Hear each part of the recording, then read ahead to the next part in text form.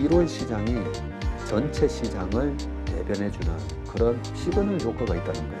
우리나라 12개월 중에 또 넘버 원, 투를 다투는 달이 있는데요. 상승률 기준으로. 시장은 다른 사람한테 물어볼 필요가 없고요. 우리 스스로한테 물어보면 되는데 외국인들이 우리나라 우량 기업을 굉장히 바겐 헌팅을 하고 있다라고 봐지고, 이 바겐 헌팅이 그러면 언제까지 이어질까가 중요한 건데,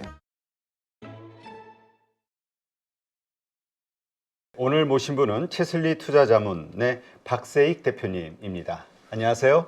안녕하세요. 네, 박세익 전무님이 하도 익어가지고 네. 저희 회사 직원들도 지금 아직까지 전무님이라고 부릅니다. 그래요? 네. 이제 전무님으로 예. 호칭을 통일하겠습니다. 예. 참 시장이 요즘 보면서 참 강하다는 느낌이 들어요. 미국 시장도 그렇고 한국 증시도 마찬가지고요. 네. 1월 효과 단순히 이렇게 표현하기에는 너무 강하고 긴 랠리 아니냐, 이런 의견들이 많던데요. 예, 말씀해 주신 대로 이번 1월 상승이 좀 약간 허를 찌르는 상승이었잖아요. 그렇죠. 우리 시장만의 상승도 아니고 글로벌하게. 그리고 작년 하반기에 정말 힘들게 했던 이 빅테크 주식들, 뭐 엔비디아 이런 거 1월 달에 지금 연초 이후로 거의 50% 올랐거든요. 그러게요. 예, 이 정도면 1월 상승은 분명히 의미하는 바가 있다라고 봐야 될 것 같고요. 저희가 저희 고객들한테 보내는 이제 투자 레터에다가 1월 시장을 2210에서 2488 이렇게 전망을 해서 보내드렸는데, 이 그 시장 전망 자료를 항상 제가 직접 만들거든요. 네. 만드는데 2488이면 11.3% 상승하는 걸로 그렇게 전망을 하면서, 야, 과연 12월 시장이 별로 안 좋았었거든요. 그렇죠. 많이 안 좋았죠. 마이너스 9.5% 빠졌었는데, 야, 과연 1월 달에 이렇게 11%나 상승을 할 수 있을까? 저조차도 의문을 가지면서 이 전망 자료를 적었었습니다. 그러면 1월 달에 어떻게 11%나 상승한다고 예측을 했었지, 뭐 요 부분이 중요한 거니까요. 그 로직이 지금 제가 하나 표를 이렇게 같이 옆에 띄워놓고 한번 보겠습니다. 네. 우리나라 시장이 1998년부터요 작년 22년까지 총 25년 동안에 총 7번 정도밖에 안 빠졌습니다. 네. 예. 23년 동안에 25년이죠. 25년 동안에 7번밖에 안 빠졌는데 작년이 24.89%로 제일 많이 빠졌거든요. 지금 보시는 표의 제일 오른쪽이 1년 수익률이고요. 그 중간이 1월, 2월, 3월, 4월 월별 수익률인데 지난 작년에 24.89% 빠졌는데, 이것보다도 더 많이 빠진 적이 언젠가 제가 찾아봤더니 2000년도에 닷컴버블 깨질 때, 네. 네, 그때 당시에 50.9% 빠졌고요. 그리고 두 번째로 많이 빠진 게 2008년 리만 사태 터지고 나서 금융위기 때 40.7% 빠졌습니다. 그리고 작년이 25%로 세 번째나 많이 빠졌거든요. 그러니까 네 번째로 많이 빠진 게 작년 25% 빠지기 전에 많이 빠졌던 세 번째가 바로 2018년도에 그때 17.28% 빠졌었고요.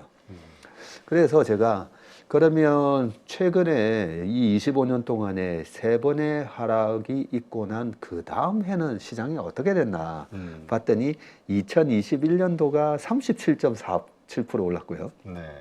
예, 여기 이렇게 제가 보시면 그러네요.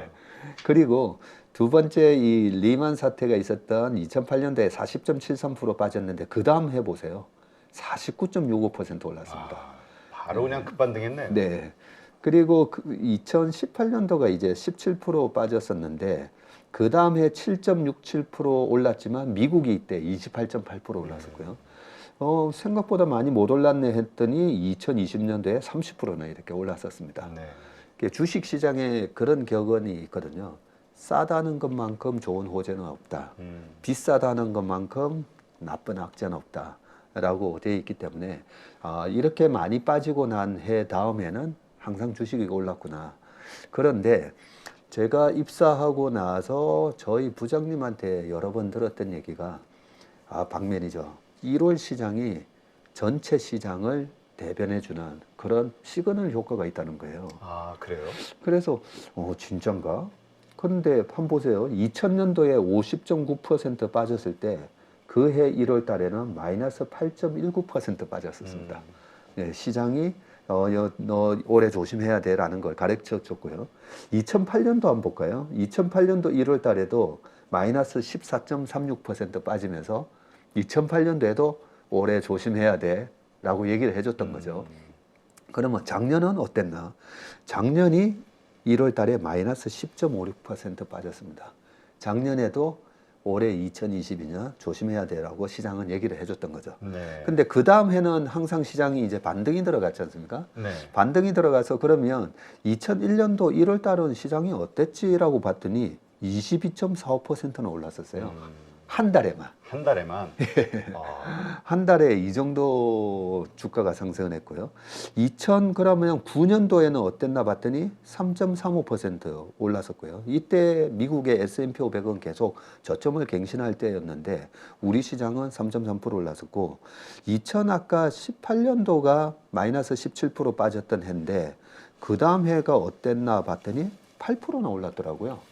그래서 22% 그리고 3.35, 8%를 다 합쳐서 나누기 3 해가지고 이렇게 많이 빠진 해에 그 다음 해 1월 달에 시장이 얼마나 올랐는지 제가 평균을 내봤더니 11.3% 올라는 거예요. 아, 예, 그래서 올해 1월 달 시장을 11.3% 오르면 2,488이었고요. 실제로 장중에 2,497을 갔다가 종가는 2,425로 플러스 8.44%로 마감을 했었습니다. 네. 예, 용하십니다.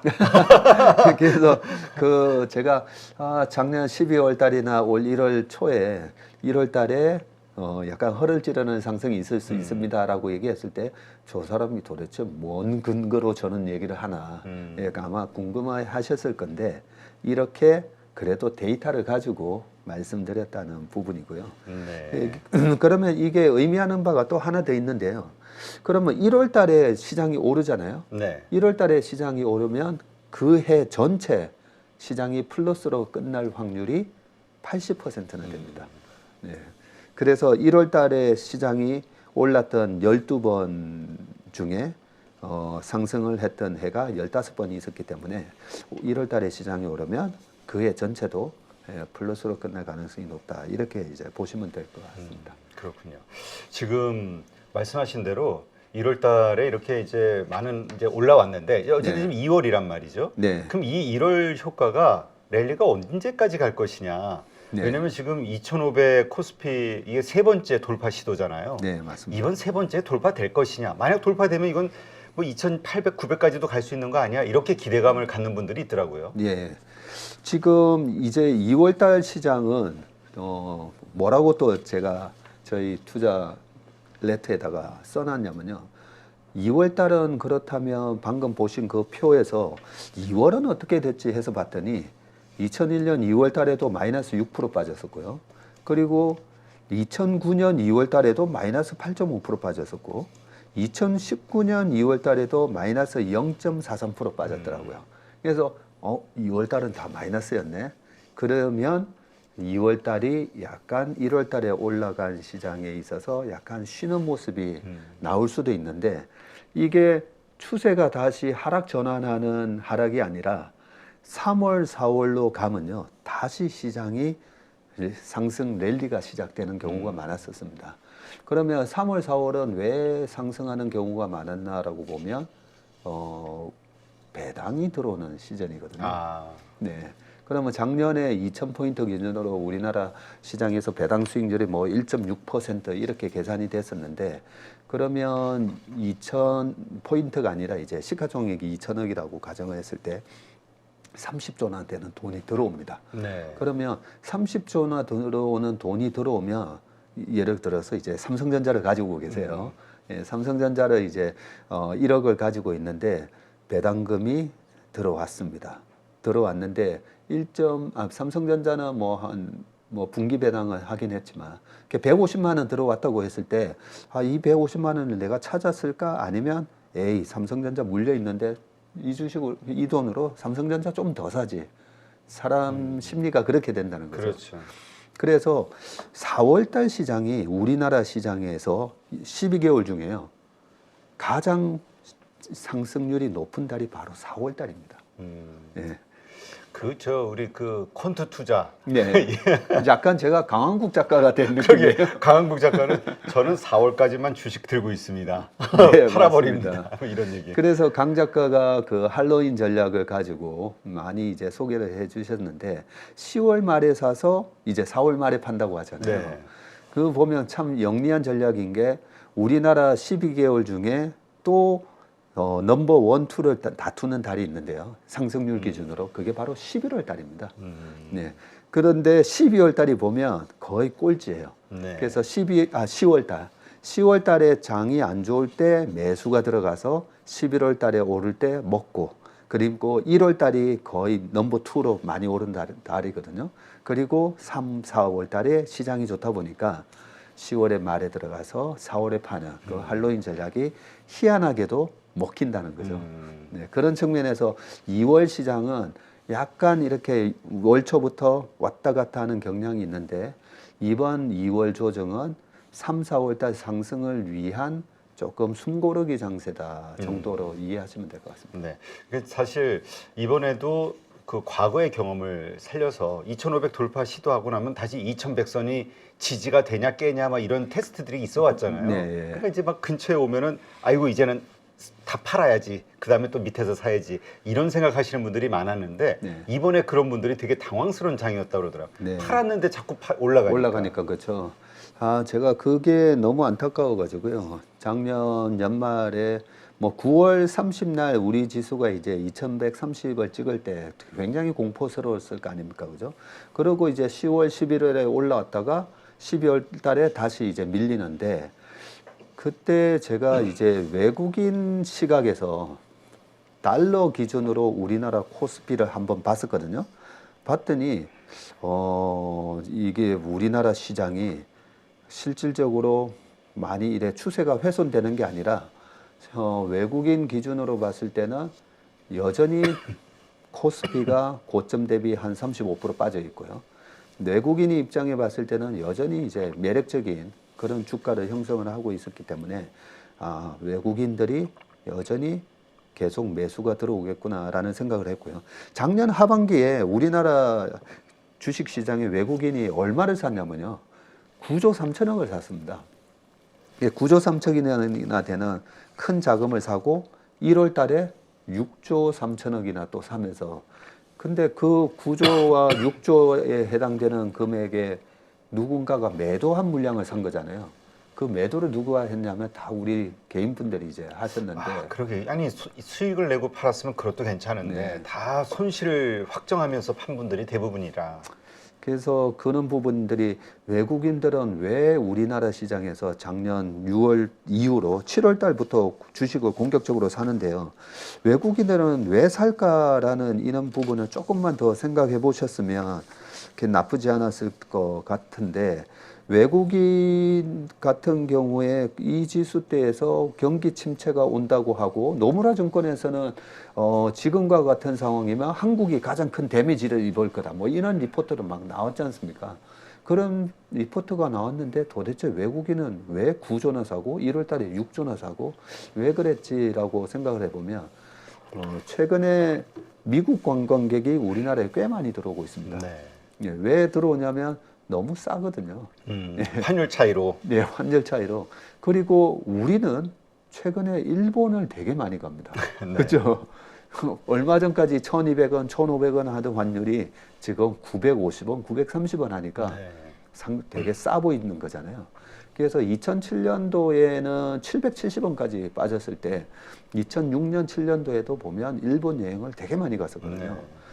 그렇기 때문에 외국인 입장에서 어차피 단기 트레이딩이 아니라 우리는 뭐 2, 3년 정도 갖고 있으면 원달러 환율이나 달러 인덱스는 다시 떨어질 거니까 그렇다면 이렇게 쌀 때 우리나라 주식을 마구마구 담는 그런 모습이 보였고요. 예를 들면 이제 10,000불이면 1,440원 할 때는 그렇죠. 1,440만 원이거든요. 10,000불로. 그렇죠. 한국에서. 예, 그러면 외국인이 얼마 전까지 1,100원일 때는 겨우 1,100만 원어치밖에 못 사는데 환율이 1,400원이 되니까 1,400만 원어치 살 수가 있는 거죠. 그런 차원에서 외국인들이 우리나라 우량 기업을 굉장히 바겐 헌팅을 하고 있다라고 봐지고, 이 바겐 헌팅이 그러면 언제까지 이어질까가 중요한 건데, 원달러 환율의 평균은요 1120원 정도밖에 안 합니다. 20년 평균으로 보면. 외국인 입장에서는 좀 있으면 1120원까지 떨어질 거니까 지금 1250원에도 여전히 달러가 강하고 원화 가치가 싸기 때문에 외국인의 매수는 여기서 당장 멈출 것 같지는 않고요.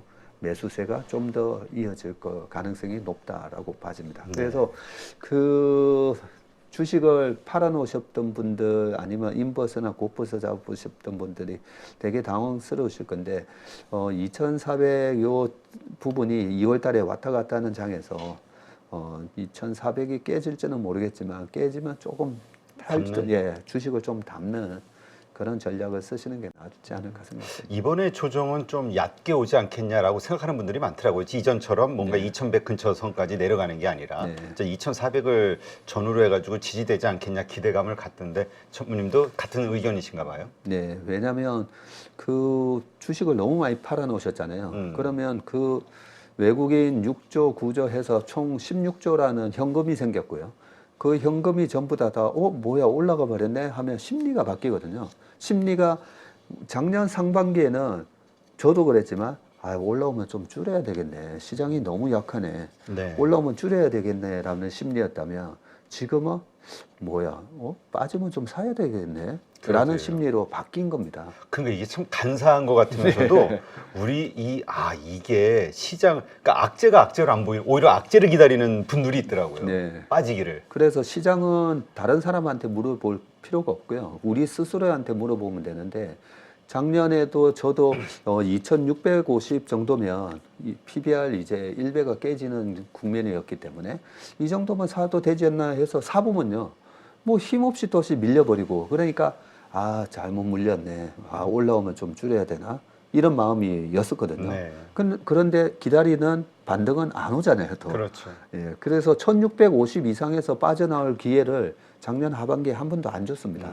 2500 정도 갔다가 다시 밀려고 그랬다면 지금은 제가 딱 보니까 모두가 심리가 이제 많이 바뀌어서 뭐야 빠지면 사고 달러를 가지고 계신 분들조차도 1,300원 이상만 올라오면 달러 팔아야지. 지금 맞아요. 그러고 있잖아요. 네. 이번에 위에서 못 파신 분들. 그렇게 완전히 심리가 바뀌었습니다. 경제는 심리다는 말처럼 주식시장도 이렇게 심리적인 변화에 의해서 수급도 지금은 대기 매도가 많았다면 지금은 대기 매수가 많아졌기 때문에 조정이 조금 그렇게 깊지는 않을 것 같다. 저도 생각합니다. 이제까지 시장 상승의 요인이었다면 이제 말씀하신 대로 외국인 수급이었는데 그럼 앞으로는 어떨 것이냐 말씀하신 대로 4월까지가 더 좋아질 수 있는 어떤 환경을 우리가 예상해 본다면 그 주도를 누가 해갈 것이냐 결국 외국인이냐 아니면 개인들이 이제 다시 몰려 들어오기 시작하면서 올라갈 것이냐. 예, 결국은 지수를 초올림해서 사는 주체는 외국인입니다. 언제나 그랬었고요. 2008년 금융위기 있고 나서 2009년 3월부터 이제 외국인이 주식을 사기 시작하는데요. 그 전까지 2006년, 7년, 8년까지 외국인이 거의 70조를 팔았었거든요. 그 팔았던 70조를 2009년부터 10년까지 한 2년 동안에 거의 30조 이상을 또 사버립니다. 네. 근데 외국인은 실제로 이제 외국계 증권사의 브로커들이 외국인 주문을 받으면요. 외국인들은 어떻게 주문을 내냐면, 삼성전자 100만 주를 오늘 하루 거래량의 3분의 1 수준에서 사주세요. 이렇게 합니다. 가격을 얼마의 밑에서 사주세요가 아니라 워낙 자금이 크다 보니까요. 그냥 오늘 거래량의 3분의 1 아니면 25% 이내에서 물량을 확보해 달라고 얘기를 합니다. 그러면 이제 주문을 받은 브로커가 이제 자동 거의 뭐 종일 CD 매수라고 해가지고요. 종일 시분한 매수로 그냥 매도가에 계속 삽니다. 네. 그러면서 이제 시장이 올라가기 때문에 이번에 매수의 주체도 결국은 이제 외국인이 될 건데, 그러면 외국인이 그렇게 계속 산다라고 생각을 해 이럴 수가 있잖아요. 아까도 말씀드렸듯이 외국인은 요즘 워낙 이제 이 퀀트 베이스로 움직이다 보니까 지금은 리스크 오프에서 이제는 위험 자산을 위험 자산 빨리 사야 되겠네. 리스크 온으로 지금 바뀌어 있는 분위기고요. 그 리스크 온이 되어 있는 상황에서는 여전히 환율이 1250원이면 재작년에 코로나 때 환율이 1299원 갔다가 네. 그 2020년 12월 달 되면 환율이 1080원까지 빠지거든요. 근데 그 1080원 빠질 때 2020년 11월, 12월 달에 누가 주식을 그렇게 막 사 올렸냐면 그때도 외국인이 샀고요. 예, 환율이 1100원이 깨질 때까지 외국인이 막 주식 샀었습니다. 그래서 외국인의 매수가 조금 더 이어질 가능성이 높다고 봐집니다. 그렇다면 지금 시점에서 주식을 들고 있는 개인이라면 뭐 물론 주식에 따라 다르겠지만 괜찮은 주식들 뭐 테마주가 아닌 다음에는 뭔가 말씀하신 4월까지는 일단 들고 가보는 전략 이게 가장 최선일까요? 지금은? 네, 최소한 4월 말까지 배당까지 이제 배당에 의한 매수 자금까지 들어오는 4월 말까지는 확률적으로 팔아도 저는 이 가격에는 팔 수 있다고 보거든요. 네, 아무리 지금 중간에 2004 내린다 해도 예, 중간에 막 왔다 갔다 한다 하더라도 4월 말쯤에는 2,450에서는 충분히 팔 수가 있다라고 생각하고요. 그래서 방금 그런 질문들을 많이 받는데 저는 저희는 사실 4월 말까지 지수가 2,700 전후 정도 간다라고 보고 있습니다. 네. 그래서 4월까지는 좀 더 그동안 너무 고생하셨잖아요. 그렇죠. 예. 삼성전자가 96,800원을 찍었던 게 재작년 1월이거든요. 그렇죠. 2년 고생하셨는데 예, 조금만 더 기다리시면 될 것 같고 참고로 이제 삼성전자가 작년 6월 말 기준으로 한 57,000원, 8,000원 이랬거든요. 예, 지금 결국은 작년 하반기 이후로 주식 사신 분들은 다 이제 수익이 났습니다. 그래서 꾸준히 예, 꾸준히 이제 물타기를 하신 분들은 이제 수익이 나고 본전이 되고 그러셨을 건데 그걸 갖다가 너무 이제 빨리 팔아먹는 것보다는 예, 조금만 4월 말까지 한 번 더 기다려 보시는 게 좋지 않나 생각입니다. 네, 알겠습니다. 지금 시장이 참 강하다라는 걸 느끼는 게 미국에서 불과 몇 개월 전, 2, 3개월 전만 해도 연준 파월 의장이 혹은 연준 위원들이 네. 이런 매파적인 발언을 했다 하면은 바로 무너졌던 게 미국 증시였는데 요즘은 잘 버텨요. 지금 파월의 또 FOMC 이후에 또 이런 여러 가지 이야기들 네. 이걸 보더라도 뭐 소위 디스인플레이션이라는 단어에 더 집중하지 네. 금리 인상 또 오래 할 거야, 더 높이 할 수 있어. 이 말은 묻히는 것 같아요. 그러니까요. 저도 작년에 페드가 이제 금리 인상을 시작했을 때 최근에 20년 동안 보면 페드는 25bp씩만 인상을 했었잖아요. 베이비 스텝으로만 했었는데 3월 달에 베이비 스텝으로 시작하다가 나중에 50bp 하다가 75 하다가 그런 부분에 있어서 그동안에 금리 인상이 시작될 때는 오히려 주식을 사야 되는 그런 부분이 페드가 과거와는 달리 더 호키시하게 매파적으로 금리를 올리면서 시장도 무너졌었던 거고 그 부분에 있어서 지금은 완전히 이제 반대 현상이 일어나고 있죠. 예. 아니 계속 이번에 고용이 저렇게 잘 나오면 또 제롬 파월이 막 화난 교장 선생님처럼 나타나지 않을까 그렇게 생각을 했더니 아니야 디스인플레이션 뭐 얘기하면서 그죠?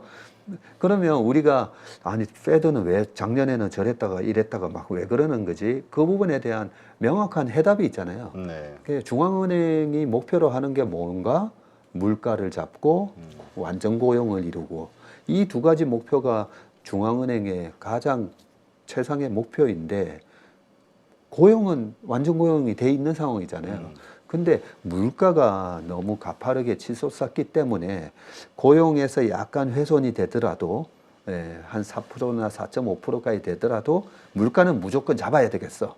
근데 디스인플레이션이란 말을 이제는 할 수 있다라는 얘기를 이번에 하기 전까지만 하더라도 아니야 이 물가가 아직까지 안 잡히고 있어. 물가가 여전히 너무 높아. 그런 얘기였고 실제로 그랬고 그죠?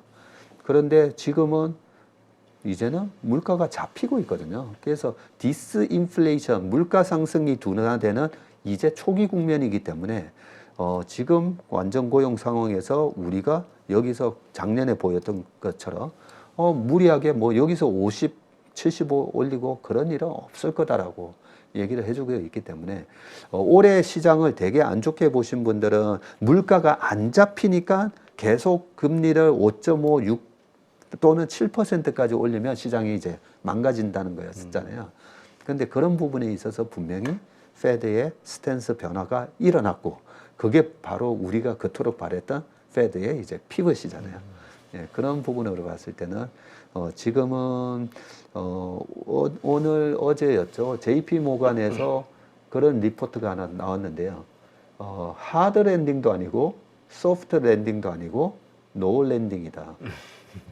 그래서 노 랜딩이라는 뭐냐면 결국은 경기가 이제 하강하는 걸 랜딩이라고 하면서 이렇게 확 떨어지느냐 네. 아니면 진짜 소프트 랜딩 하느냐 부분이었는데 JP 모간에서 경기 너무 좋고 그죠? 일자리가 지금 그렇죠. 풍부하고 사람을 뭐 빅테크는 해고시켜도 여전히 서비스 업종에서 많은 사람을 채용하고 있고 그러니까 경기 하강이 없을 수도 있다라는 거죠. 그러면 노 랜딩이라면 그렇다면 시장이 금리 수준도 여기서 급격하게 떨어질 게 아니라 금리도 10년물 기준으로는 3%에서 뭐 3.8 정도에서 왔다 갔다 하고 그 정도 금리 수준만 돼도 시장은 소비에 있어서나 기업의 투자에 있어서 크게 영향을 안 받다 보니까 오히려 약간 2004년, 5년도에 그 골디락스라는 게 있었잖아요. 그렇죠. 네, 물가도 잡히는데 경기는 약간 상당히 견고한 그런 모습을 보였던 그런 골디락스 장세가 펼쳐질 가능성도 있겠다라는 생각합니다. 근데 또 한편으로는 네. 저 오늘 아침에 그 미국에서 나온 뉴스 보니까 이런 랠리가 오면 보통 100% 올랐어. 뭐 이런 기사들이 나오더라고요. 전문가들의 또 이야기가 나오고. 네. 그러다 보니까 이것도 갑자기 이거 네. 고점 징후 아니야? 뭐 이런 걱정도 되긴 하더라고요. 이렇게 모두가 좋다고 할 때가 안심을 할 때가 또 이거 위험해지는 거 아닌가? 네. 그런데 우리가 지금 뭐 생각해볼 리스크는 없을까요? 있죠. 그래서 제가 지금 이번 시장이 지난 고점을 벗기는 그런 강세장이 올 거라고는 전혀 생각하지는 않습니다. 그런데 우리가 페드가 이제 금리 인상을 어쨌든 뭐 5월이 됐든 네. 이제는 이번 3월에서 멈출 건지 아니면 5월에 멈출 건지 그 부분만 차이가 있는데 금리를 멈추고 나서 주가가 그동안에 어떤 현상을 보였는지 최근에 케이스를 보면 2019년도에도 상반기 때 금리를 딱 멈추고 나서부터 주가가 오르기 시작했었고요. 네. 금리를 멈추거나 내리면 이제 주가가 더 박살난다 이렇게 얘기하시는 분들도 있는데 일단 2019년만 하더라도 금리를 멈추고 나서 시장이 나쁘지 않았다는 거. 그리고 2006년도에도요.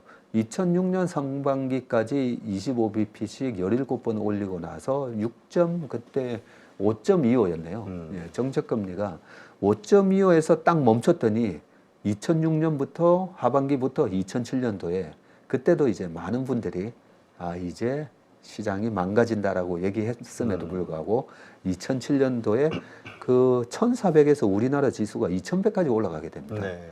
그래서 그때 이제 시장을 비관적으로 막 얘기하셨던 분들이 되게 고생하셨었는데 2006년에서 2007년도까지 넘어가는 그런 장세도 연출이 될 수 있다라고 생각합니다.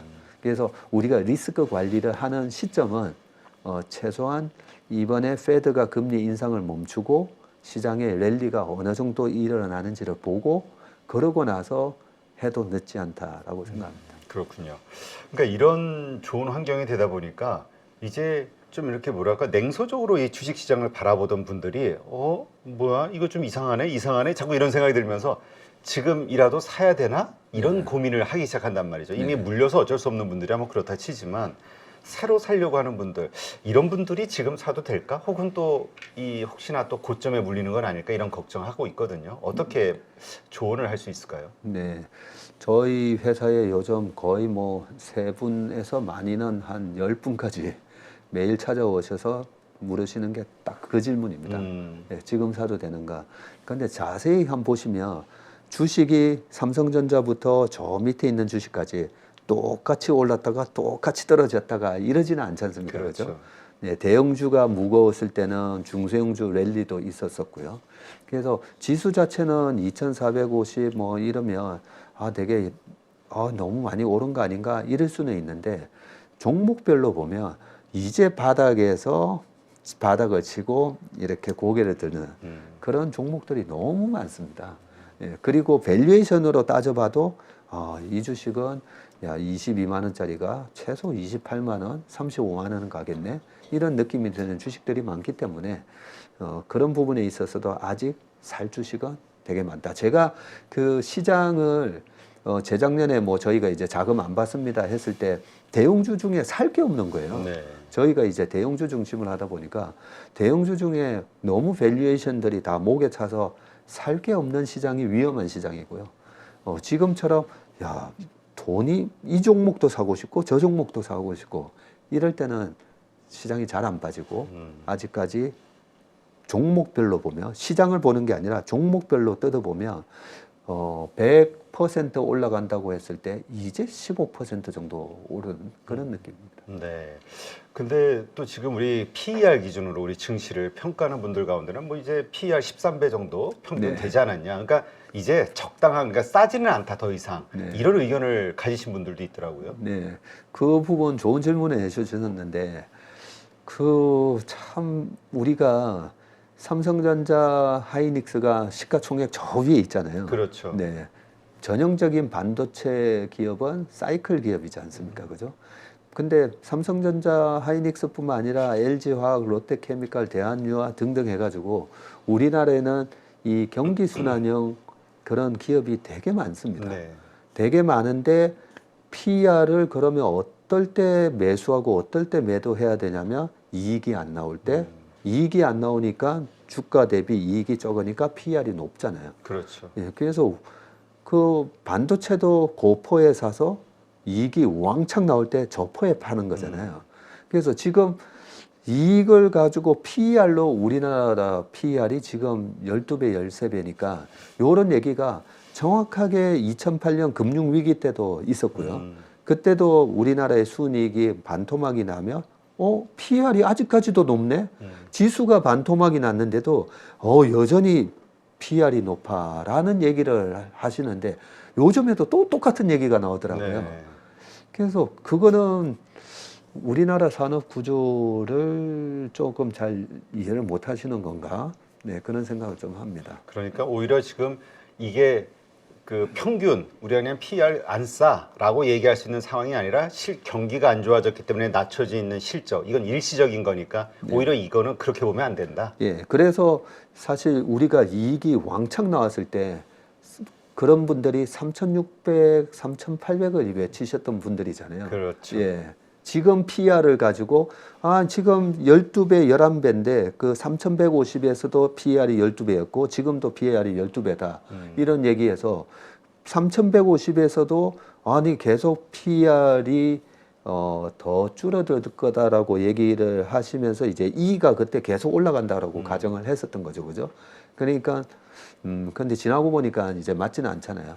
그래서 우리나라는 제가 늘 말씀드리지만 PER이 아니라 PBR로 매매하는 시장이다라고 늘 말씀드리고 그래서 삼성전자도 PBR 1.1에 사서 2.1 그리고 하이닉스는 0.9에 사서 1.6 이렇게 PBR을 보고 매매할 때가 훨씬 더 승률이 높습니다.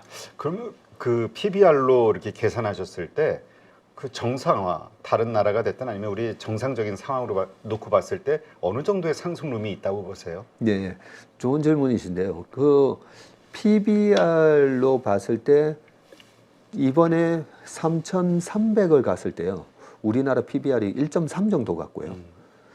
2007년도 펀드 열풍이 불었을 때 있잖아요. 네. 그때는 우리나라 PBR이 1.9까지 갔었습니다. 네. 아, 그 1.9까지 가게 된 이유에는 당시에 우리나라 그 전체 상장사의 ROE가 막 10%가 넘어가고요. 실제로 이익이 많이 나왔었습니다. 중국 인프라 사이클 때문에. 그래서 이익이 많이 나오면 PER이 낮아지면서 계속 이제 매수세가 들어오면서 PBR이 높아지기도 하거든요.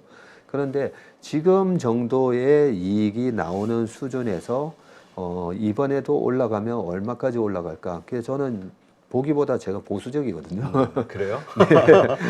하도 이렇게 작년 하반기에 안 좋을 때 저 사람 자꾸만 나와서 사야 된다, 사야 된다해서 되게 공격적으로 보이시겠지만 저는 되게 보수적인 사람입니다. 그 안전할 때 이제 매수를 하고 조금만 이제 어깨 정도만 돼도 저는 이제 팔고 나올 정도로 좀 보수적인 플레이를 하는데 이 PBR 1배가 얼마냐면요. 2,700입니다. 아, 그래요? 네. 그래서 PBR 100까지는 이제 금리도 떨어지고 지금 제롬 파월이 이번에 그랬거든요. 올해 3% 미만으로 떨어질지는 모르겠지만 내년 가면 2%대 볼 것 같다라고 얘기했지 않습니까? 네. 그러면 이제 뭐 1년 정도 남은 거거든요. 그 1년 안에 물가도 정상화되고 금리도 정상화가 되면 그러면 PBR 1배는 회복합니다. 항상 그랬었습니다. 그래서 이번에 2,700을 보고 2,500 밑에서는 여전히 10%를 벌 수가 있는데 우리가 너무 타이밍을 노리다가 2,700을 가잖아요. 그렇죠. 700을 가면 할 게 없어져요. 저 같은 사람은 야 2,700 넘어가면 고객 자금은 이번에는 이제 안 받아야 되나 이런 생각까지 할 정도로 그래서 우리가 철저하게 쌀 때 사는 게 참 중요하고 그런 의미에서 2월이 됐든 3월이 초가 됐든 어쨌든 조정이 있으면 2,450 밑에서는 조금 적극적으로 매수하시는 게 좋을 거다 생각합니다. 그렇군요. 조금 전에 이제 그 2008년도 이후에 예. 중국의 그 사이클 산업으로 인해서 우리가 확 좋았던 경제가 말씀을 하셨는데 지금도 중국의 그 리오프닝에 대한 그 수혜 이걸 우리가 낙수 효과를 좀 크게 받지 않겠냐 기대를 하고 있거든요. 그로 인해서 관련된 리오프닝주들이 좀 올랐고 네. 근데 또 그렇지 않을 것이다 이번에는 그때와는 다르다라고 주장하시는 분들도 있어요. 우리 전무님은 어떻게 보시는지 궁금해요. 리오프닝 주식이 거의 3년 동안 양치기 소년이었지 않습니까? 그렇죠. 그죠? 예.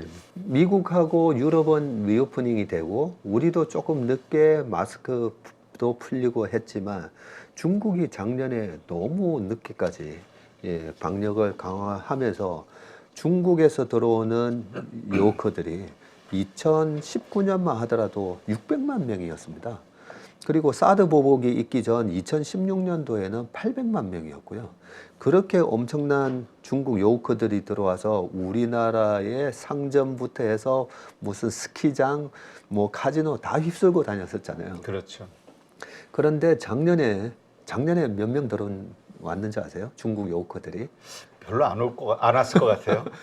600만 명에 10%면 60만 명이잖아요. 그렇죠. 작년에 23만 명 정도 들어왔다고요. 와, 그러면 진짜 안 왔네요. 예, 그래서 우리나라에 지금 보면 호텔들 많이 망했잖아요. 예, 강남에 반포 거기 보면 이제 팔레스 호텔도 없어지고 이제 다시 뭐 아파트 짓는다 그러고. 그래요? 예, 다 밀어서 없어졌어요. 회사가 그 근처에 있어가지고 바로 옆에 있었어가지고 예. 자주 그 커피숍 이용했었는데.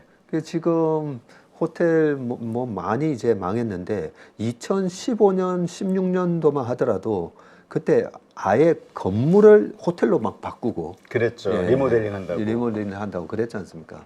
그러면 요커들이 과연 안 돌아올까? 예, 저는 어떤 근거로 이번에는 안 돌아온다고 하는지는 사실 잘 모르겠는데요. 우리나라 사람들이 최근에 일본 관광 엄청나게 가잖아요. 네. 예, 우리가 이제 전부 다 반일 감정 없어진 게 아니잖아요. 그렇죠. 밉지만 간다. 네, 반일 감정 요만큼도 안 없어졌을 겁니다. 그런데 싸니까 가는 거거든요. 그래서 중국의 요커들이 과연 우리나라를 안 올까? 뭐 우리나라랑 또 뭐 일본 정도의 관계도 그렇게 나쁜 관계도 아니잖아요. 그리고 우리의 한류 스타들이 그동안에 3년 동안에 훨씬 더 세계적으로 강해졌고 그런 측면에서 지금 올해에 이제 관광객이 본격적으로 들어온다라고 보고 있으면서 올해 예상치를 내년 예상치를 300만 정도 예상하고 있더라고요. 그런데 제가 봤을 때는 올해 300만 정도 들어오고 내년에는 2019년도에 600만 명이었는데 내년에 만약에 이제 서로 이렇게 뭐 PCR 검사 이렇게 다 없어졌다고 가정했을 때 저는 600이 아니라 800까지도 나오지 않을까 이런 생각하기 때문에 상당히 저는 중국 그 이번에 차이나 모멘텀은 우리가 한번 기대해 볼 만하다 생각합니다. 그러니까 예전에는 우리가 중국에 대한 기대감이라고 하면 사이클과 관련된 뭐 화학, 철강 이런 쪽이었잖아요. 그게 네. 또 우리에게 큰 도움이 됐고. 네. 근데 이번에는 그쪽보다는 이런 직접적인 리오프닝 관련된 섹터 이런 것이 네. 우리에게 더 영향을 미칠까요? 예, 정확하게 정답을 말씀해 주셨는데요. 제가 입사했던 94년 8월 달에도 1994년이에요. 그때도 차이나 모멘텀이 있었습니다. 1993년도에 짱쩌민이라고 강택민, 네. 예, 짱쩌민 주석이 이제 중국의 주석이 됐었고요. 그리고 그 첫 해, 두 번째 해는 이 공격적으로 경제 드라이브를 걸더라고요. 그러면서 이제 93년, 94년, 95년 초까지 화학주들이 엄청 올랐었고요.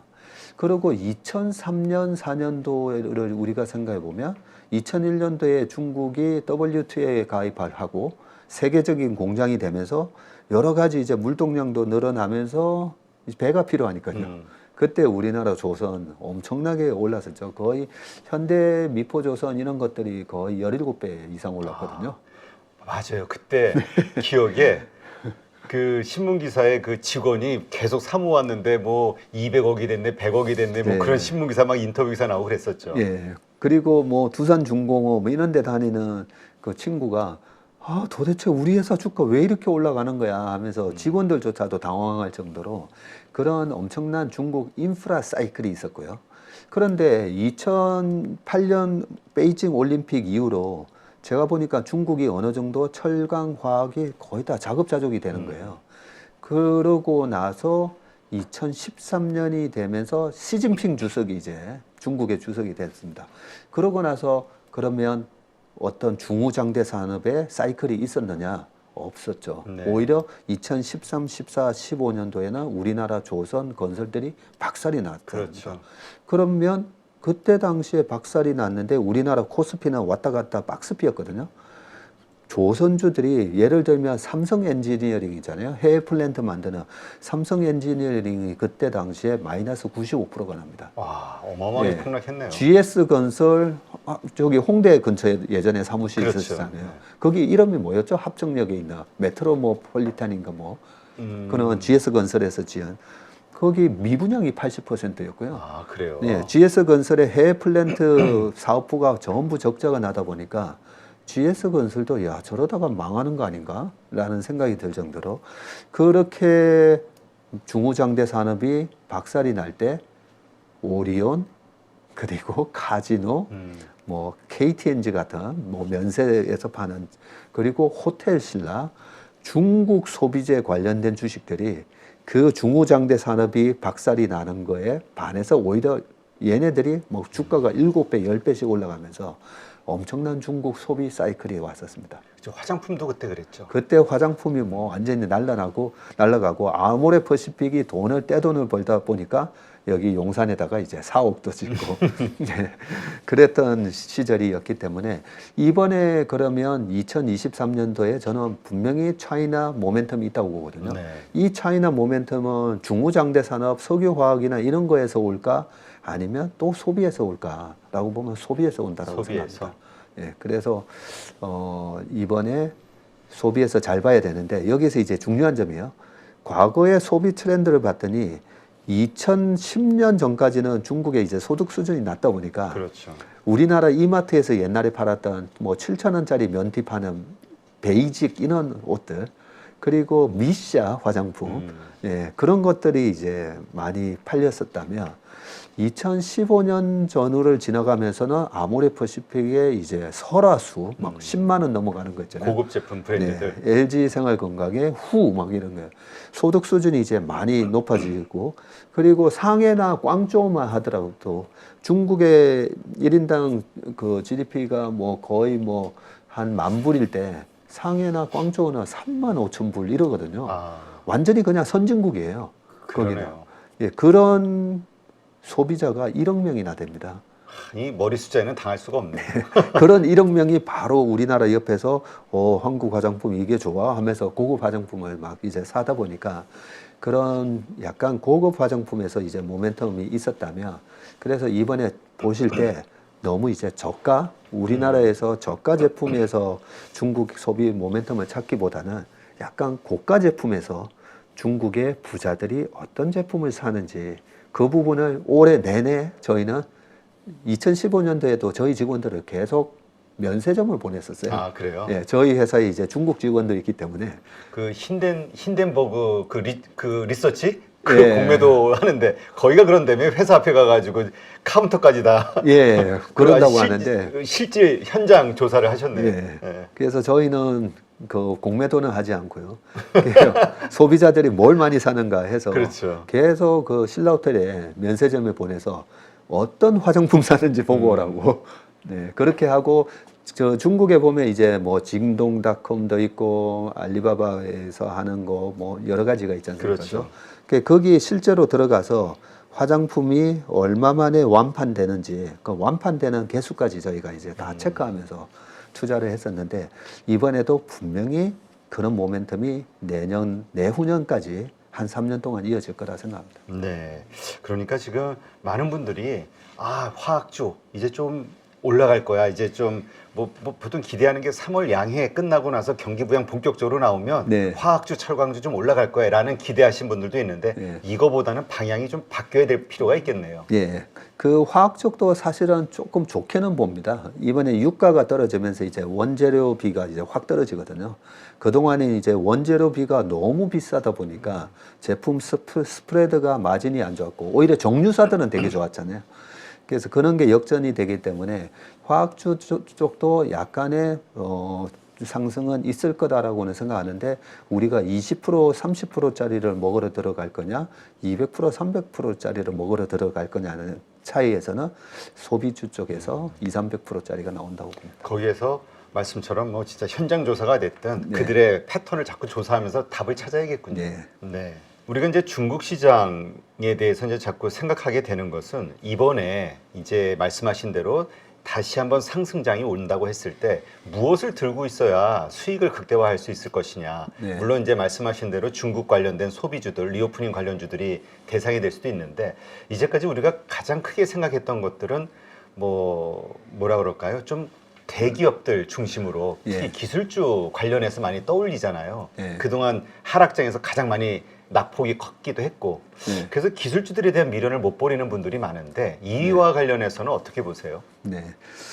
그 거의 3년 전이 막 생각이 나는데요. 그렇죠. 우리 네. PDR, 꿈에 투자하는. 맞습니다. 제가 이제 떨어지는 장은 잘 못 맞추고요. 올라가는 장은 이제 잘 맞추는데 그때 이제 코로나가 터지고 페드가 이제 금리를 확 낮춰주고 유동성 랠리가 오면서 처음에는 이제 빅7이라는 그런 테마가 형성이 되면서 거기서 이제 배터리, 바이오 그리고 인터넷 게임 뭐 이런 식으로 플랫폼 기업들이 랠리가 시작됐잖아요. 그랬죠.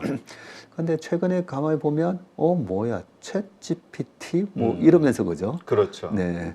그때 당시에 플랫폼인가 또 그리고 전기차인가 했는데 그 랠리가 꽤 오래 갔었잖아요. 그러니까 그때 화두가 미국서부터 맨날 그 팡 기업, 네. 막 팡팡 그러면서 맞습니다. 네. 네. 뭐 어떤 사람들은 이제 뭐 CNBC나 이런 걸 보면 팽 뭐 이러기도 네. 하고 그러죠. 마가. 예. 막 이러면서. 우리는 이제 팡이라고 하고 그 다음에 이제 마가까지 오면서 그 꽤 오래 갔었거든요. 그렇죠. 예, 그래서 저는 최근에 계속 이제 AI 쪽 나오는 부분에 공부를 해보면서 우리가 주식 투자를 할 때 되게 중요한 부분이 스토리가 이게 넘버로 이어져야 됩니다. 그렇죠. 예, 제일 중요한 부분이에요. 성장주 투자를 할 때 이 넘버 결국은 이제 매출과 실적으로 넘어가는지 안 가는지 그걸 체크하면서 매매를 해야 되는데 제가 3년 안에 저거는 안 될 것 같은데 숫자가 안 나올 것 같은데 하면 안 삽니다.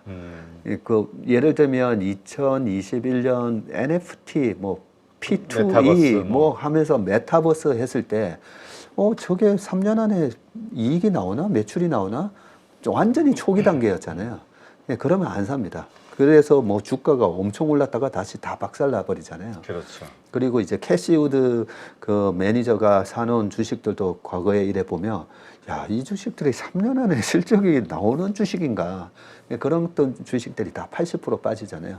그래서 우리가 실적이 꽂힐 수 있는 그런 주식을 이제 사야 되는데 AI는 보니까 벌써 아니 저렇게 그 마이크로소프트에서 딱 치고 나오니까 구글에서 아이 그거 우리도 준비하고 있었어. 야 우리도 보여줄게 하면서 바로 내면서 약간 당황해하면서 그죠? 그렇죠. 네.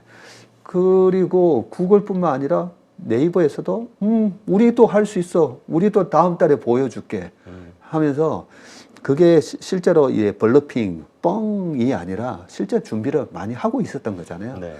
근데 시장을 먼저 선점을 하려고 마이크로소프트가 빵 내니까 우리도 해야지 하면서 그러니까 어떤 주식이 이렇게 급등을 했냐면 엔비디아가 그렇죠. 급등을 하잖아요. 예, 보면 제일 수혜주가 뭐지? 엔비디아거든요. GPU 수요가 많아질 게 뻔하니까. 그런 식으로 이제 연상을 해보면 이 올해도 성장주 랠리는 있을 거다라는 생각이고요. 이제 기술주 말씀을 하셨으니까 우리나라의 대표적인 이제 반도체 삼성전자 하이닉스는 그러면 이 AI의 메모리는 그럼 뭐 소외되는 그런 부품인가 보면 아니잖아요. 그렇죠. 이 밸류 체인에 CPU, GPU 그다음에 메모리가 당연히 들어가야 되죠. 예, 그런 차원에서 삼성전자 하이닉스도 당장은 지금 재고 소진 과정에 있기 때문에 반도체 가격이 안 올라가서 주가가 약했지만 주식은 특히나 반도체는 거의 9개월을 앞서서 움직이고 있기 때문에 9개월 뒤에 내년 시장을 생각해 보면 이 엄청난 AI 혁명이 시작되고요. 참고로 2017년, 18년도에 반도체 랠리였었잖아요. 네. 그때 반도체 랠리를 이끌었던 게 그 팡 기업들의 서버 투자였지 않습니까? 그래서 클라우드. 네, 클라우드 한다고. 그러면 2017년도에 투자했던 그 서버에 대한 부분이 지금 노후화가 됐어요. 맞아요. 그 얘기가 나오더라고요, 슬슬. 네. 그 원래는 아마존에서 3년에서 4년 되면 교체를 한다고 했었거든요. 근데 교체를 안 했어요. 아니 가만 보니까 DDR5가 나왔을 때 해도 될 것 같은데 근데 DDR5에 호환이 되는 CPU를 인텔이 벌써 2년 전부터 한다라고 해놓고 안 나왔잖아요. 그렇죠. 그 사파이어 레피즈라는 게 그러면서 3년이면 교체할 게 4년 되고 5년이 되고 지금 6년이 돼버린 거예요.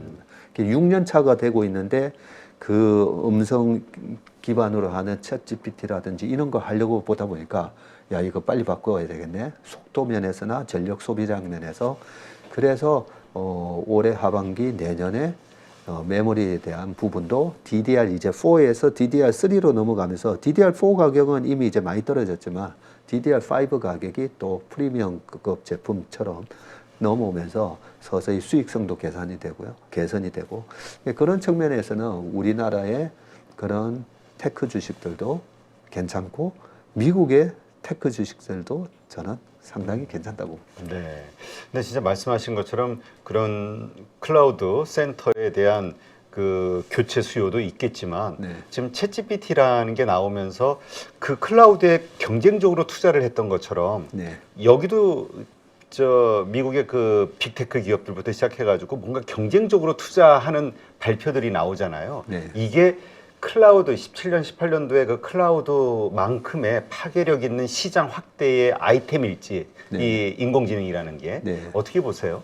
뭐 제가 뭐 그 정도까지 뭐 알 수 있는 그런 수준은 아니지만 최근에 이제 신문을 계속 보면서 그 기업들의 이제 동향을 보잖아요. 네. 동향을 보면 보통은 이제 어디서 이제 뻥카를 날리잖아요. 예전에 뭐 자동차 같은 경우에 보면 이제 테슬라가 전기차를 할 때 그 테슬라의 짝퉁 회사라고 제가 이제 표현해서 좀 죄송하겠는데 그 니콜라라는 회사가 그랬죠. 우리는 뭐 전기 트럭 뭐 이러면서 했을 때 그러면 다른 업체들이 쟤네들이 트럭 하니까 우리도 빨리 해야 되겠네 그런 조짐은 전혀 없었거든요. 그런 차원에서 이번에 챗 GPT를 보면서는 반응들이 완전히 다르죠. 그렇죠. 아니 그래서 우리가 할 건데 우리가 하려고 했던 거야. 왜냐하면 이제는 우리가 아이언맨 영화에서 보듯이 그냥 음성으로 그 아이언맨에 나왔던 그 음성 그 여자 목소리에 그 이름이 뭔지 모르겠어요. 기억이- 근데 하여튼 그 영어를- 컴퓨터하고 계속 얘기하죠. 뭐 얘기 해달라고 안 하고. 하잖아요. 그런 것처럼 이제 그런 세상이 온다는 거잖아요. 그런데 우리가 처음에 포탈도 그렇고 이 스마트폰도 안드로이드하고 애플의 iOS 딱 해버리니까 그냥 굳어져 버리잖아요. 사람들이 그게 익숙해져 버리고 그렇죠. 다른 경쟁자가 못 들어오니까 그래서 이 챗 GPT나 챗봇이 딱 치고 나가니까 다른 데서 이게 야 이거 우리도 빨리 해야 되겠네. 그런 면에서 오히려 반도체 수요를 가속화시키는 분명히 큰 모멘텀이 발생했다라고 생각합니다. 그래서인지 하여튼 최근에 외국인들이 SK 하이닉스와 삼성전자 지금 사실 뭐 재고에 대한 우려, 그 다음에 실적은 뭐 적자, 뭐 이번에 뭐 컸었잖아요. 네. SK 하이닉스 같은 경우는 조 단위의 적자가 얘기가 되고 있고 그럼에도 불구하고 계속 매집을 하고 있단 말이죠. 그걸 어떻게 봐야 될까? 왜냐면 개인은 그 지금 다 팔고 있거든. 지금 네. 비싸다. 실적으로 봐서는. 그리고 앞으로 떨어질 가능성이 더 있다라고 봐서 이제 매도를 하고 있는 건데 참 고민이에요. 우리 예전에도 삼성전자 팔면 안 되는데 이런 얘기 하셨잖아요. 네, 작년에도 계속 말씀을 드렸고 그 부분을 좀 더 이제 쉽게 설명을 해드리면 3년 전에는 제가 왜 이 빅세븐이라는 주식이 올라가는지 그 이유를 5개의 식당에서 2개가 망했을 때 3개가 남은 그 식당이 나중에 경기가 회복됐을 때 그 매출을 갖다가 죽은 기업의 매출을 다 먹게 되는 그런 논리로 말씀드렸잖아요. 반도체처럼 이렇게 경기 순환형이고 이익이 왕창 났다가 2018년도에 하이닉스가 영업이익이 20조가 나왔었거든요. 아, 엄청나네요. 한 해에 20조가 났다가 그 다음에는 2조 7천억이 났다가 이번에는 또 올해 뭐 8조 적자가 난다고 그래요. 이런 기업을 투자하실 때 정말 우리가 좀 착각을 하는 게 있습니다. 투자자들이 큰 착각을 하는 게 뭐냐면 여기 지금 상가에 월세를 내시잖아요. 네네. 자, 월세를 내서 500을 낸다고 가정을 하자고요. 그러면 500만 원씩 내면 1년에 6천만 원. 1년에 6천만 원인데 이 상가가 오피스텔이 10억 한다. 그럼 6%나 들어오니까 괜찮잖아요. 그러면 10억이면 사야 되겠죠. 그렇죠. 예, 근데 한 10억 이렇게 20억이라고 하잖아요. 그럼 20억이면 6천만 원 해서 3%지 않습니까? 그죠? 자, 그런데 10억이라고 가정을 하고요. 근데 올해 경기가 혹독한 경기 침체가 와서 500만 원씩 입주자가 안 들어왔어요. 근데 여기 지하철역도 바로 옆에 있어서 올해는 안 들어오지만 내년부터는 다시 다 들어와요. 네. 근데 올해 6천만 원 받는 거는 빵이 된다고 가정해 보자고요. 빵이 되면 이 건물의 이 오피스텔의 가치는 얼마가 돼야 될까라고 보면 자, 한 해 6천만 원이 들어오는데 이제 아까 10억이라고 했잖아요. 네. 근데 우리가 그 PER 개념으로 보면 이게 곱하기 10배 정도 해주잖아요. 10배면 6천만 원이면 이제 6억 정도에 해당되는 건데 올해 6천만 원이 안 들어와서 빵이 되고 내년부터는 6천씩 다 들어와요. 네. 그러면 6천만 원씩 10번 들어오는 걸 가정해서 6억으로 가정을 해주는데 올해 이익이 빵이 돼서 올해는 0이고 내년부터 6천 들어와서 6, 9, 54인가요? 네. 예. 갑자기 네. 당황스럽네. 6, 9, 54. 그래서 보면 올해 이익이 빵이 돼도 내년부터 회복한다고 가정을 하면요. 실제로 주가는 이익이 제로가 돼도 실제로 이 회사 주가는 10%만 빠지면 돼요. 예. 그런데 우리는 와, 하이닉스가 올해 8조 적자 난데 뭐 이런 식으로 되면 주가가 여기서 더 박살내야 된다라고 생각하는데 반도체는 사이클 기업이 됐잖아요. 그렇죠. 지금 일시적인 거라는 네, 거죠. 일시적이고. 구조적인 게 아니라. 네. 그리고 코로나 이후에 삼성전자도 2018년도에 58조 8천억 벌다가 그 다음에 27조 갔다가 코로나임에도 불구하고 36조가 나오고 그 다음에 51조가 나오고 작년에 뭐 45조 나다가 그렇게 어느 정도 평균적으로 뭐 40조, 50조씩 번다면 한 해 이익이 빵이 나와도 실제로 주가는 10%만 빠지면 된다는 거죠. 근데 지금 주가는 벌써 40% 이렇게 빠져 있는 거거든요. 그렇죠. 뭐 그런 측면에서 하이닉스 주가를 올해 당장의 실적만 보고 너무 겁먹고 야 이게 주가가 올라가는 게 맞아라고 보면 안 되고요. 근데 중요한 거는 올해 망가진 실적이 내년 내후년에도 계속 안 나왔을 때 그런 경우가 우리가 이제 장기적으로 하락하는 주식이 그렇죠. 되거든요. 그래서 우리가 내년에 내후년에 또 다시 이익이 회복하는지를 보기 위해서는 경쟁 구도를 봐야 됩니다. 이 시장에 이 세 회사 말고 삼성전자, 하이닉스, 마이크론 말고 거대한 경쟁자가 들어오면서 이 밥그릇을 뺏어가는지 봐야 되는데 없잖아요. 없습니다. 그렇죠. 그 기존 3사니까. 기존 3사밖에 없어요. 그렇기 때문에 이 사이클 산업에서는 강력한 경쟁자가 들어오지 않으면 이렇게 주가가 박살났을 때 PR이 아주 높을 때 매수를 하고 이익이 왕창 나왔을 때 아까 18년도에 하이닉스가 20조 영업이익 나올 때 시가총액이 60조였거든요. 네. 아니 뭐야 PER 영업이익으로 보면 3배밖에 안 되네. 그때 많은 반도체 애널리스트들이 평균 PER 7배를 곱하면 여기서도 시가총액이 2배가 돼야 된다라고 얘기를 했었습니다. 그러나 그렇게 안 됐다는 거. 안 되고 주가가 42% 빠졌어요. 그다음에 그러니까 지금도 네. 우리가 너무 그 실적 가지고 이걸 PER로 계산하려고 하지 말자. 네. 알겠습니다. 하여튼 이런 여러 가지 것들을 보면은 결국 이 투자는 주식은 심리다라는 말이 맞는 것 같아요. 네. 이 우리 개인 투자자들이 지금 이러한 여러 가지 이미 많이 올랐어라는 부분.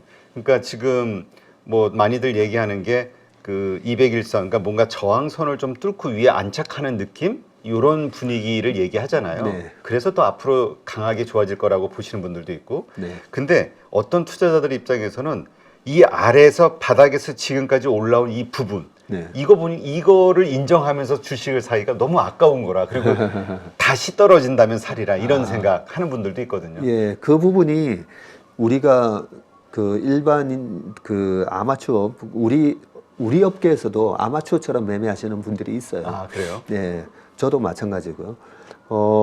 선수들은 제가 보니까 저희 업계에서 정말 주식 잘하시는 분들 있잖아요. 언제 매수를 하나 봤더니 바닥 쳤네, 올라오네. 그러면 이제 우리가 역헤드앤 숄더 모양이라고 하잖아요. 네. 예, 머리가 나오고 어깨가 나왔을 때 이미 바닥에서는 많이 올랐는데 여기서 들어오더라고요. 바닥이 아니라. 예, 바닥에서 저 같은 하수가 이제 계속 여기가 바닥이겠지 막 사는 사람이고요.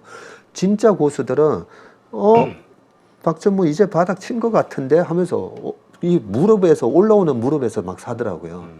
그리고 성장주도 마찬가지인데요. 성장주도 1파 상승이 있고 2파 조정이 있고 3파 상승이 있잖아요.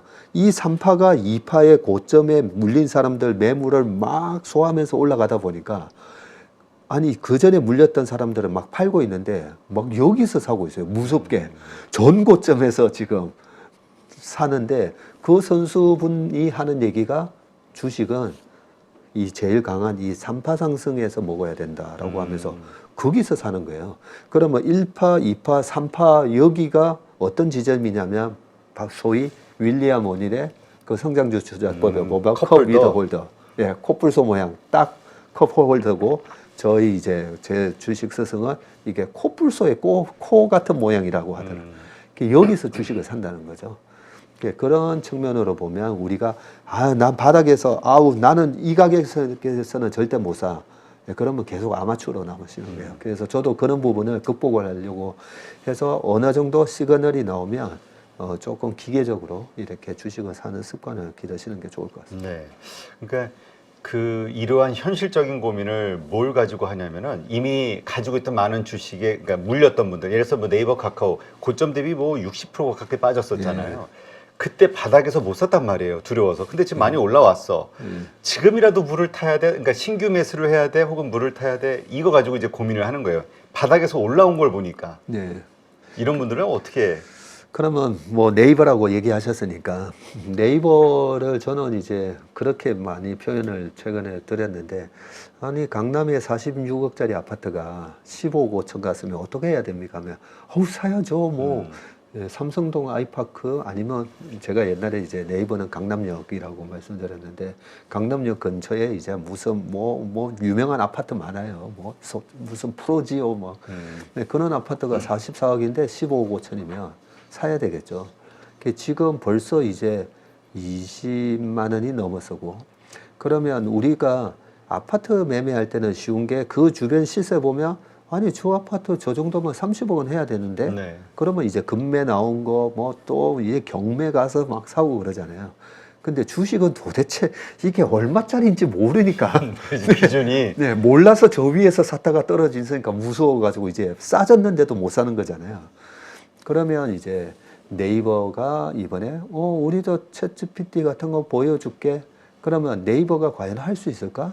99년, 2000년도에 야후, 그 다음에 구글 나오면서 이 검색 시장을 완전히 장악할 때 우리나라에서 토종 네이버가 완전히 압도적으로 살아남았잖아요. 그렇죠.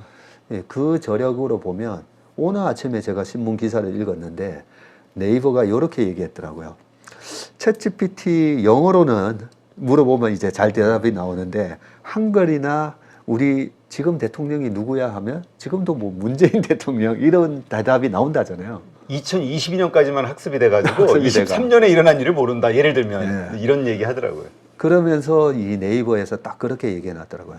우리는 챗GPT 3.0보다 3,600배인가 6,400배 이상의 데이터를 갖고 있다. 아. 한글 데이터를.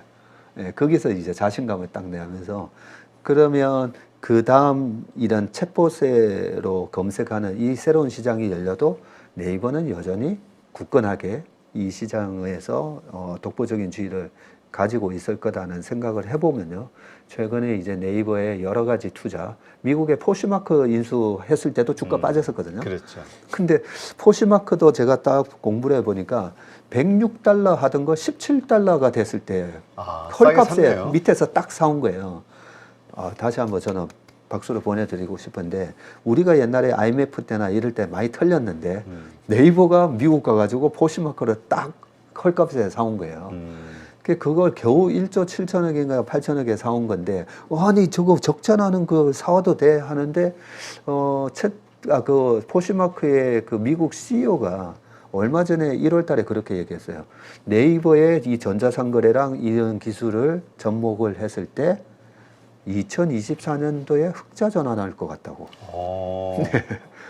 그 엄청난 뭐 8,600만 뭐 이렇게 그 유저 이런 걸 갖춘 그런 플랫폼을 인수해서 또 하는 부분 이런 걸 저런 걸 따져보면 네이버는 일단은 올해 최소한 28만 원은 회복하지 않을까 네, 그런 생각이 들고요. 거기에서 방금 말씀드렸던 그런 사업들이 잘 되면 그리고 내년에 금리마저도 뭐 2%까지 떨어지면 그러면 거의 40만 원대까지도 내년에는 회복할 수 있다라고 그렇게 생각을 하면 이제 이거 바닥에서 나는 못 샀는 데가 아니라 그러면 지금도 사야 되겠네. 얼마까지 올 수 있겠네. 요렇게 본다. 예, 관점을. 네. 그렇군요. 참 이러한 그 심리를 가져야 되는데, 그러니까 승자의 마인드를 가져야 되는데 우리가 너무 이 약자의 마인드로 좀 중무장이 돼 있다 보니까 네, 이런 것들이 좀 필요한 것 같습니다. 네, 다시 한번 우리 현재 주식시장에 대해서 그다음에 우리 개인 투자자들의 이 투자 마인드, 투자법 한번 잘 고민을 해봐야겠네요. 예, 제일 중요한 것은 밸류에이션이고요. 그 모든 부동산, 주식 사실 때 중요한 게 그 내재 가치 대비해서 싸게 사는 게 중요하잖아요. 그렇죠. 예, 평생 이 원칙만 지키시면 됩니다. 싸게 산다. 예, 저같이 이제 하수 같은 사람들도 그동안에 이 업계에 살아남은 이유가 저는 무섭고 싸졌을 때 아주 무모하게 용감하게 샀기 때문에 저는 살아남은 거거든요. 그런데 어떻게 싸게 살 수 있느냐는 무서운 일이 벌어져야 돼요. 그런데 싸졌을 때 왜 사람들이 이 싼 주식을 왜 못 사냐면요. 그 원인 분석을 너무 많이 합니다.